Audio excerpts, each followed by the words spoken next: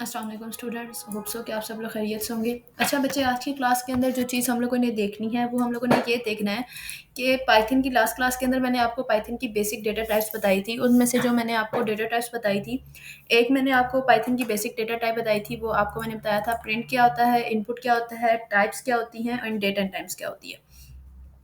ठीक है जी, उसी को हम लोग आगे कंटिन्यू करते हैं। तो मैं यहाँ पे जस्ट लिख रही हूँ Python basic data types.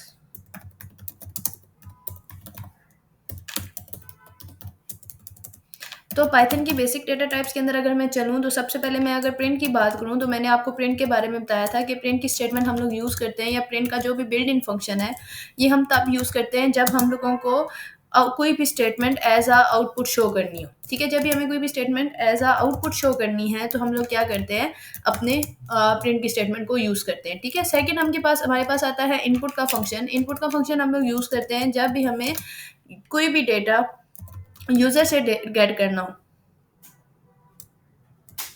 Gate data from user, जब हमें यूजर से किसी किस्म का डेटा चाहिए तो फिर हम लोग क्या करते हैं, हम लोग इनपुट की स्टेटमेंट यूज करते हैं। उसके बाद आपके पास जो next data type next function आता है उसको आप लोग कहते हो टाइप।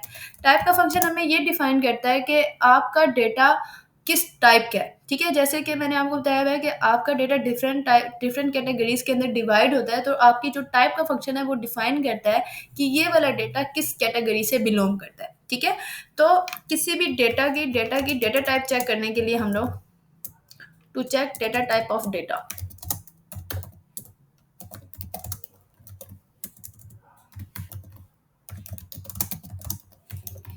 किसी भी डेटा की डेटा टाइप चेक करनी है तो हम तब क्या करते हैं, टाइप का फंक्शन यूज करते हैं।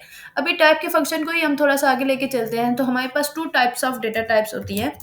We have two types of data types होती है हमारे पास। एक आपके पास होती है प्रिमिटिव डेटा टाइप्स और एक आपके पास होती है नॉन प्रिमिटिव डेटा टाइप्स। तो सबसे पहले जो हम लोग देखेंगे वो हम लोग देखते हैं कि प्रिमिटिव डेटा टाइप्स कौन सी होती हैं और वो वर्क कैसे करती हैं आज की क्लास के अंदर। तो प्रिमिटिव डेटा टाइप्स के अंदर जो सबसे पहले डेटा टाइप आती है वो आपके पास आती है इंट की। इंट मीन्स दैट इंटीजर, आप इसको इंटीजर भी कह सकते हो, यानी कि इसके अंदर पॉजिटिव नेगेटिव जितने भी डिजिट्स हैं, डिजिट्स मीन्स दैट कि आपके पास 0 to 9 जितनी भी वैल्यूज हैं पॉजिटिव एंड नेगेटिव, वो सारी की सारी आपके इंट की डेटा टाइप्स के अंदर इंक्लूड है। ठीक है, उसके बाद आपके पास नेक्स्ट डेटा टाइप आती है जिसको आप लोग कहते हो float. Float means that decimal values, या फ्लोटिंग पॉइंट भी आप इसको कह सकते हो। फ्लोटिंग पॉइंट और decimal value means that positive negative जितने भी डेसिमल वैल्यूज हैं वो सब की सब आपके पास किस में आती हैं, आपकी फ्लोट डेटा टाइप के अंदर आती है। डेसिमल वैल्यूज हमारे पास कौन सी होती है, लाइक फॉर एग्जांपल अगर मैं यहाँ पे कहूँ तो -6 0.76 हो गया, या 0.98 हो गया। पॉजिटिव नेगेटिव जितनी भी वैल्यूज हैं जिनके अंदर आपके पास पॉइंट आता है उसको आप लोग कहते हो कि ये आपके पास फ्लोट डेटा टाइप है। ठीक है, उसके बाद नेक्स्ट डेटा टाइप आपके पास आती है str। str means that string. String का क्या मतलब है, स्ट्रिंग का मतलब होता है कि आपने सिंगल इन्वर्टेड कॉमा के अंदर, सॉरी, सिंगल इन्वर्टेड कॉमा के अंदर, डबल इन्वर्टेड कॉमा के अंदर या ट्रिपल इन्वर्टेड कॉमा के अंदर कुछ भी लिख रहे हो। ठीक है, सिंगल इन्वर्टेड कॉमा है या डबल इन्वर्टेड कॉमा है या ट्रिपल इन्वर्टेड कॉमा है, इसके अंदर आप कुछ भी लिख रहे हो, बेशक वो कोई डिजिट है, बेशक वो कोई अल्फाबेट है, बेशक कोई डेसिमल वैल्यू है, बेशक कोई स्पेशल करेक्टर है, कोई वर्ड है, कोई सेंटेंस है, कुछ भी लिख रहे हो, अगर आप उसको सिंगल इन्वर्टेड कॉमा में या डबल इन्वर्टेड कॉमा में या ट्रिपल इन्वर्टेड कॉमा में लिखोगे तो उसकी डेटा टाइप वो आपके पास स्ट्रिंग ही कहलाएगी। ठीक है, अब यही चीज़ें हम लोग थोड़ा सा डिटेल में देखते हैं कि अगर हम इन्हीं चीज़ों के ऊपर बात करें तो हम इन चीज़ों के ऊपर और क्या क्या काम कर सकते हैं, तो हम यही चीज़ें थोड़ा सा डिटेल में देखते हैं। तो अगर हम इनकी डिटेल्स की तरफ जाएं, सबसे पहले अगर मैं डेटा टाइप इंटीजर की बात करूं कि इंटीजर की डेटा टाइप आपके पास कैसे आपको आउटपुट शो करती है, तो उसके लिए मैं क्या करती हूँ, यहाँ पर मैं एक प्रिंट की स्टेटमेंट ले लेती हूँ। ठीक है, तो प्रिंट की स्टेटमेंट के लिए सिंपल मैं लिख रही हूँ प्रिंट। अब इसके अंदर मैं कोई भी डिजिट ले रही हूँ, फॉर एग्जांपल मैं यहाँ पे अब जस्ट 23 लिख रही हूँ और मैं कंट्रोल इंटर प्रेस कर रही हूँ, तो यहाँ पे आप देख सकते हैं कि आपको 23 एज आ आउटपुट शो हो रहा है। लेकिन अगर आप मुझे इसकी डेटा टाइप चेक करनी है तो डेटा टाइप चेक करने के लिए मैं क्या करूंगी, जैसे मैंने यहाँ पे लिखा है प्रिंट, उसकी स्मॉल ब्रैकेट के अंदर मैं यहाँ पे डिफाइन कर दूंगी type and their small bracket. ठीक है, इसकी स्मॉल ब्रैकेट यहाँ पे ओपन हो रही है और यहाँ पे क्या हो रही है, क्लोज हो रही है। अब मैं कंट्रोल इंटर प्रेस कर रही हूँ तो वो देखो यहाँ पे मुझे क्या बता रहा है कि ये जो है डेटा आपकी इंट कैटेगरी से बिलोंग करता है, यानी कि इसकी डेटा टाइप आपके पास क्या है, इंट। इंट हम लोगों ने ऊपर डिफाइन की भी है कि इंट आपके पास इंटीजर यानी कि डिजिट्स को शो करता है, पॉजिटिव नेगेटिव कोई भी डिजिट है। लाइक यहाँ पे अगर मैं -23 लिख रही हूँ और कंट्रोल इंटर प्रेस कर रही हूँ तो वो फिर भी इसको क्या ले रहा है, एज अ इंटीजर ले रहा है। ठीक है। अब सेम एज इट इज अगर मैं फ्लोटिंग पॉइंट की बात करूं तो यहाँ पे अगर मैं लिखती हूँ प्रिंट, प्रिंट के अंदर मैं फॉर एग्जांपल यहाँ पे लिख देती हूँ -9.765654 कुछ इस तरह से मैंने लिखा, मैंने प्रिंट किया तो मेरे पास यही आउटपुट आ रही है। अब अगर इसको मैं as a data type check करना चाहूँ तो मैं यहाँ पे जस्ट लिखूंगी टाइप और their small bracket open and their small bracket close. अब कंट्रोल इंटर प्रेस कर रही हूँ तो वो इसकी डेटा टाइप मुझे क्या दे रहा है, फ्लोट दे रहा है, यानी कि डेसिमल वैल्यू। क्यों? क्योंकि इसके अंदर आपके पास क्या आ रहा है, आपका पॉइंट आ रहा है। ठीक है, एक तो ये नेगेटिव वैल्यू भी है और सेकेंडली आपको क्या कह रहा है कि आपके पास फ्लोट है। अब बात करते हैं अपनी स्ट्रिंग डेटा टाइप की। तो अगर मैं यहाँ पे लिखती हूँ प्रिंट, प्रिंट के अंदर अगर फॉर एग्जांपल मैं सिंगल इन्वर्टेड के अंदर लिख देती हूँ हेलो, कंट्रोल इंटर प्रेस करती हूँ, हेलो मुझे वो आउटपुट दे रहा है। लेकिन अब इसी सेम एज इट इज अगर मैं इसकी डेटा टाइप चेक करती हूँ तो मैं क्या करूंगी, यहाँ पे टाइप की small bracket open and small bracket close. अब मैं कंट्रोल इंटर प्रेस कर रही हूँ तो वो देखो वो मुझे अब इसकी डेटा टाइप क्या बता रहा है, स्ट्रिंग दे रहा है। अब इसी हेलो की जगह अगर मैं कुछ स्पेशल कैरेक्टर लेती हूँ, फॉर एग्जाम्पल मैंने जैसे ये हेलो लिया, इसकी जगह फॉर एग्जाम्पल मैं सिंपल इज इक्वल टू ले लेती हूँ, मैं कंट्रोल इंटर प्रेस करती हूँ, वो मुझे स्ट्रिंग ही डेटा टाइप देगा। अगर इसकी जगह मैं कोई डिजिट ले लेती हूँ, फॉर एग्जाम्पल मैंने इसकी जगह 67 लिखा, मैंने कंट्रोल इंटर प्रेस किया, वो मुझे स्ट्रिंग ही देगा। अगर मैं इसमें डेसिमल वैल्यू लिख रही हूँ तो वो मुझे कंट्रोल इंटर प्रेस कर रही हूँ, वो मुझे स्ट्रिंग ही दे रहा है। तो स्ट्रिंग देने की मेन रीजन क्या है, क्योंकि मैंने इसको इन्वर्टेड कॉमास के अंदर लिखा है। मैंने आपको क्या कहा कि इन्वर्टेड कॉमास मींस दैट आप single inverted comma, double inverted comma या ट्रिपल इन्वर्टेड कॉमा के अंदर कुछ भी लिख रहे हो, कोई भी डिजिट लिख रहे हो, कोई भी डेसिमल वैल्यू लिख रहे हो, कोई भी स्पेशल कैरेक्टर लिख रहे हो, कोई अल्फाबेट लिख रहे हो, कोई वर्ड लिख रहे हो, कोई सेंटेंस लिख रहे हो, उसको वो एज अ स्ट्रिंग ही लेगा। ठीक है। अच्छा, एक आपके पास होती है सिंगल लाइन स्ट्रिंग और एक आपके पास होती है मल्टी लाइन स्ट्रिंग। ठीक है, इसको भी थोड़ा सा देख लेते हैं। सबसे पहले मैं यहाँ पे आपको बता देती हूँ कि सिंगल लाइन स्ट्रिंग कौन सी होती है। Single line string means that कि जो एक लाइन के ऊपर जो भी कोड होगा उसको आप लोग कहते हो single line string. For example मैंने सिंपल यहाँ पे लिखा प्रिंट और मैं यहाँ पे लिख देती हूँ हेलो, ठीक है, welcome to एप्टे computer education.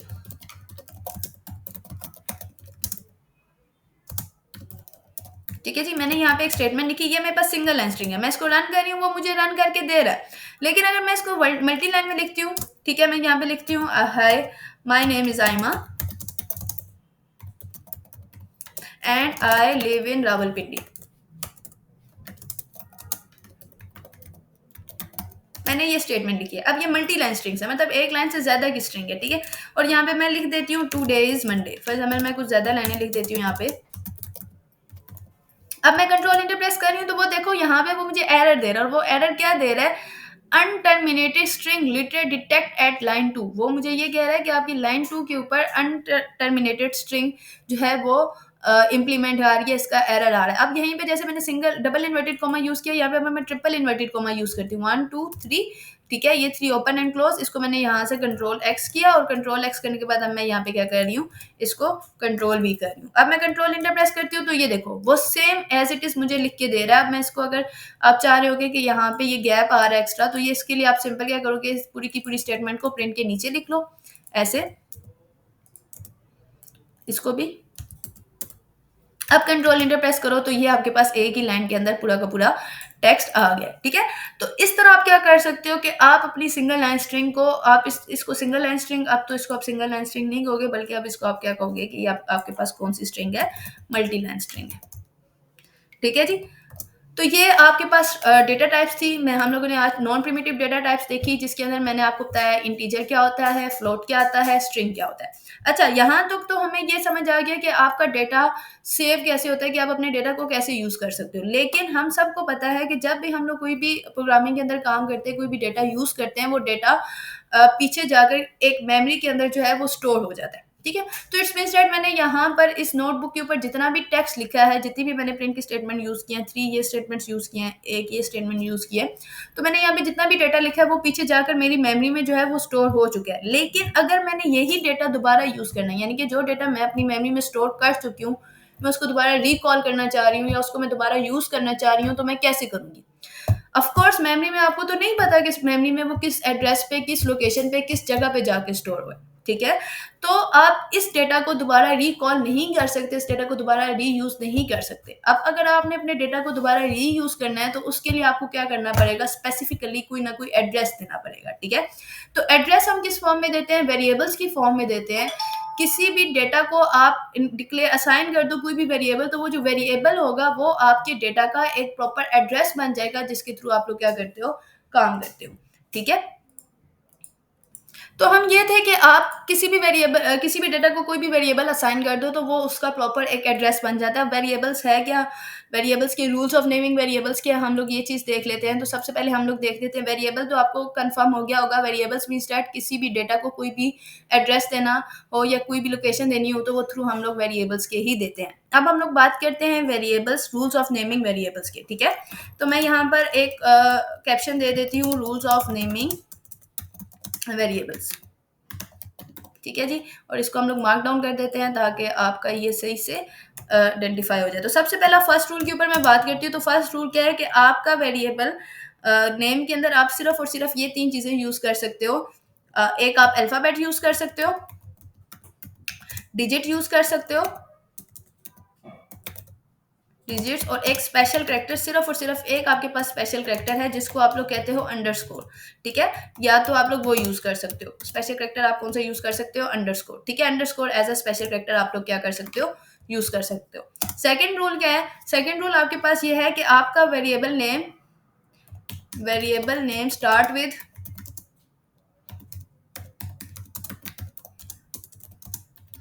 Alphabet और स्पेशल कैरेक्टर, यानी कि और अंडरस्कोर। या आपने अपने वेरिएबल का नाम या तो अल्फाबेट से स्टार्ट करना है या तो किसी स्पेशल मतलब आपका जो स्पेशल कैरेक्टर अंडरस्कोर है उससे स्टार्ट करना है। आप डिजिट से स्टार्ट नहीं कर सकते। फॉर एग्जांपल यहाँ पे मैं फॉर एग्जांपल आपको दे देती हूँ एग्जांपल्स, वेरिएबल नेम्स की कुछ एग्जांपल्स दे देती हूँ।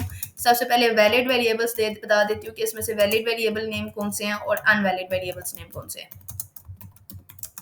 मैंने यहाँ पे लिखा ct, that's your valid variable name. मैं अगर यहाँ पे लिखती हूँ ct underscore ty9, that is also valid variable name. अगर मैं यहाँ पे ct का c कैपिटल लिख देती हूँ CITY और मैं यहाँ पे 0 लिख देती हूँ तो ये भी वेरिएबल का नाम है।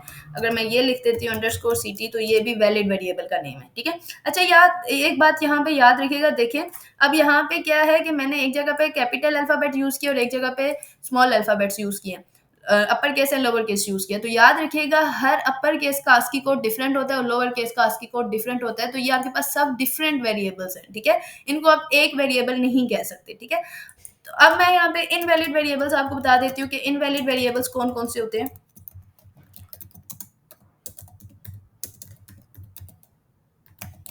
इनवैलिड वेरिएबल्स नेम के अंदर फॉर एग्जांपल मैं 3ct लिख रही हूँ तो ये आपके पास इनवैलिड वेरिएबल नेम है। या मैं ci+ty लिख रही हूँ, ये आपके पास इनवैलिड वेरिएबल नेम है। या मैं आपके पास -ct लिख रही हूँ तो ये आपके पास इनवैलिड वेरिएबल्स के नेम है, ठीक है। तो इस तरह आप कोई भी वेरिएबल का नाम दोगे तो वो इनवैलिड होगा और ये आपके पास कुछ एग्जांपल्स हैं वैलिड वेरिएबल्स नेम की, ठीक है।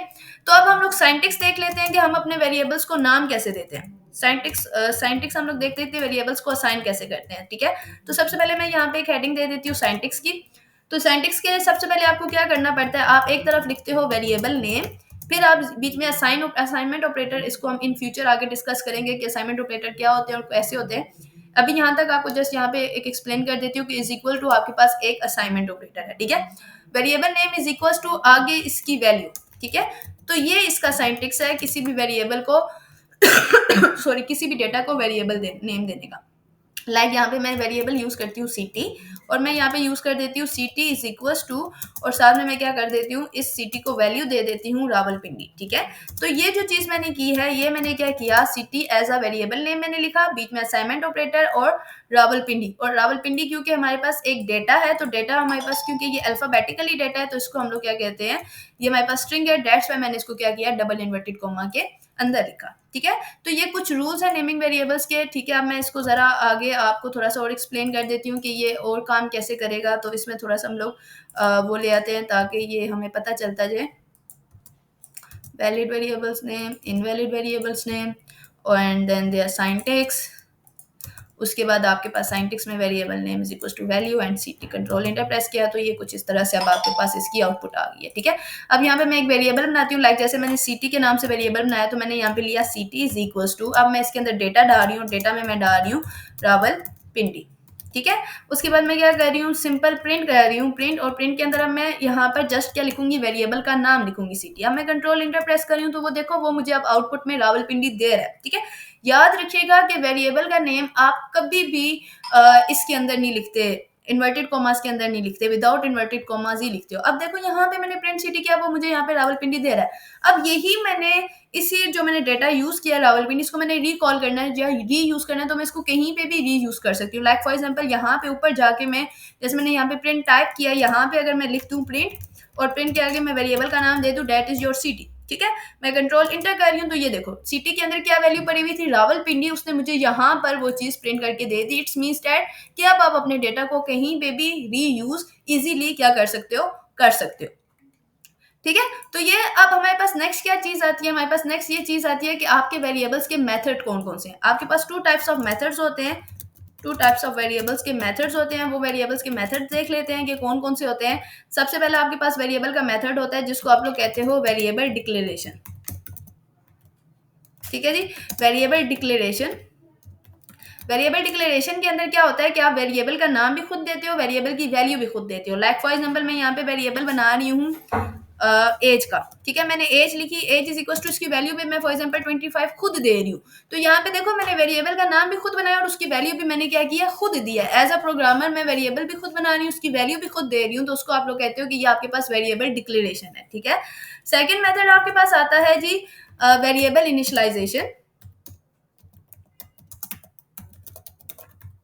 वेरिएबल इनिशियलाइजेशन में क्या होता है कि आप वेरिएबल का नाम तो खुद दे रहे हो लेकिन उसकी वैल्यू यूजर से ले रहे हो। लाइक फॉर एग्जांपल मैंने यहाँ पे वेरिएबल का नाम लिया फर्स्ट नेम, और इज इक्वल टू, अब मैंने ये फर्स्ट नेम जो है वो यूजर से लेना है, तो उसके लिए मैं अपना एक basic built in function use करूंगी दैट इज योर इनपुट, और इसके अंदर मैं डबल इन्वर्टेड कॉमा के अंदर लिख रही हूँ इंटर योर नेम, ठीक है। तो इनपुट की स्टेटमेंट के थ्रू, और नीचे मैं यहाँ पे लिख रही हूँ प्रिंट फर्स्ट नेम,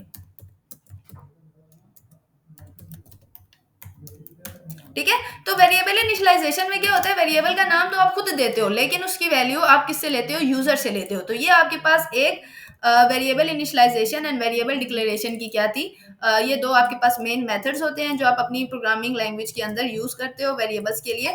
तो ये अब आपके पास ये सिनेरियो है, ठीक है जी। अब अगर हम इसको थोड़ा सा आगे डिटेल में लेके चलें कि वेरिएबल डिक्लेरेशन और वेरिएबल इनिशियलाइजेशन क्या होता है, ये हम इंशाल्लाह नेक्स्ट क्लास डिटेल में देखेंगे कि वेरिएबल डिक्लेरेशन को हम कैसे यूज करते हैं, वेरिएबल इनिशियलाइजेशन को कैसे करते हैं। यहाँ पे एक छोटी सी मैं आपको एग्जांपल डिक्लेरेशन के लिए भी बता देती हूँ, इनिशियलाइजेशन के लिए भी बता देती हूँ। मैंने यहाँ पे एक वेरिएबल लिया num1, और num1 इज इक्वल टू मैंने कर दिया फॉर एग्जाम्पल 23, और एक मैं वेरिएबल ले रही हूँ यहाँ पर num2 इज इक्वल टू मैं कर रही हूँ 43, ठीक है। ये मैं एग्जांपल ले रही हूँ वेरिएबल डिक्लेरेशन की, ठीक है। तो यहाँ पे मैं ऊपर लिख भी देती हूँ वेरिएबल